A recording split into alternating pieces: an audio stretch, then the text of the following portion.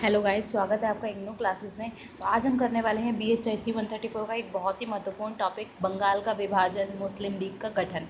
ठीक है, तो ये कब हुआ था? ये 1905 में संभवतः बंगाल का विभाजन जो है वो 1905 में प्रशासनिक कदम के रूप में किया गया था, लेकिन इसने जल्दी ही अंग्रेज़ को एक नए राजनीतिक लाभ प्रदान कर दिए, क्योंकि इसमें बंगाल को हिंदू बहुमूल्य और मुस्लिम बहुमूल्य क्षेत्रों में बांटा गया। तो इस प्रकार ये बंगाल के राष्ट्रवाद को कमज़ोर बनाने और उसके विरुद्ध मुसलमानों को मजबूत करने की अंग्रेज़ों की इच्छा का परिणाम था। तो वायसराय कर्जन के अनुसार विभाजन पूर्वी बंगाल के मुसलमानों को वो एकता प्रदान करेगा जो पुराने मुसलमान शासकों और राजाओं के शासनकाल के बाद उन्हें फिर से नहीं प्राप्त हो सकी। ठीक है, यानी कि वहाँ के जो विभाजन पूर्वी बंगाल के मुसलमानों को वो एकता प्रदान करेगा जो पहले के जो मुसलमान शासक थे या फिर राजाओं के शासन में था, वो दोबारा से नहीं हो पाया। ठीक है, तो विभाजन की योजना और स्वदेशी आंदोलन के साथ ही सरकारी संरक्षण में 1906 के अंत में अखिल भारतीय मुस्लिम लीग का गठन होता है।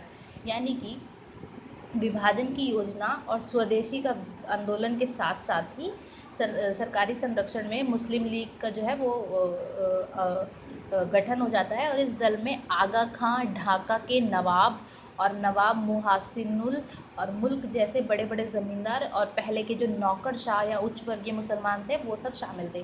तो इसका उद्देश्य था नौजवान मुसलमानों का कांग्रेस की ओर न जाने देना और राष्ट्रवादी मुख्यधारा में शामिल नहीं होने देना। ठीक है, तो मुस्लिम लीग का गठन जो है वो पूर्ण रूप से सरकार के प्रति निष्ठा की भावना से प्रेरित था और इसका एकमात्र कारण है समर्थन और संरक्षण के लिए सरकार का दामन पकड़ना। यानी कि जो मुस्लिम लीग थी वो अपने फ़ायदे के लिए ब्रिटिश सरकार का दामन पकड़ के रखना चाहती थी। ठीक है, और वो उन्हें किसी भी चीज़ वजह से निराश नहीं करना चाहती थी। तो इस काल का एक महत्वपूर्ण तथ्य जो है वो मुस्लिम अलगाववाद का विकास होता है, जिसके कारण स्वदेशी आंदोलन के दौरान जो पुनरुत्थानवादी प्रवृत्ति हैं उससे वो फैल जाती हैं।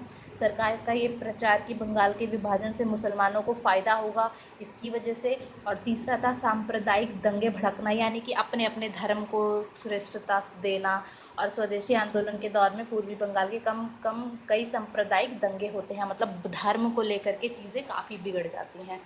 उसके बाद हम नेक्स्ट टॉपिक में बात करेंगे पृथक निर्वाचन मंडल। तो ये सारी चीज़ें जो है ना, ये सारे 20वीं शताब्दी में जो सांप्रदायिकता है ना उसमें आते हैं, जैसे कि बंगाल का विभाजन हो गया, मुस्लिम लीग का गठन हो गया और पृथक निर्वाचन मंडल हो गया और नेहरू रिपोर्ट हो गया, लखनऊ समझौता हो गया, ये सारी चीज़ें। तो अगर आपको वीडियो पसंद आया हो तो लाइक और सब्सक्राइब करें।